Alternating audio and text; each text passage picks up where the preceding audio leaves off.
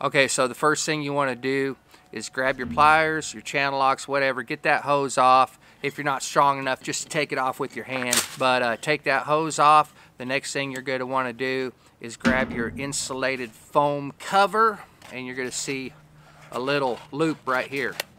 Okay, you see that loop? Boom. You're going to want to grab that loop, and you're going to want to find something to wrap this around. You can either wrap it around where your hose connects to it. There's also like a little round thing on top of a lot of faucets. You can wrap it around that. Just find something to wrap it around. Hook that dude on there, and then what you're going to want to do is pull on this. Boom.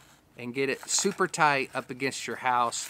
And then this little thing right here, there's a button on that. Push that button, and then you can slide this down nice and tight. And that's it. Just make sure it goes flush against the house, or as good as you possibly can. Some people have like shiplap siding and things like that. It's not going to sit exactly flush and flat depending on where your faucet is on your house, but get it as tight as you can, and I promise you this is going to save you a lot of problems come springtime whenever you're cranking up those hoses and stuff like that. So that's it for this video, guys. Thanks for watching, and we'll catch y'all on the next one.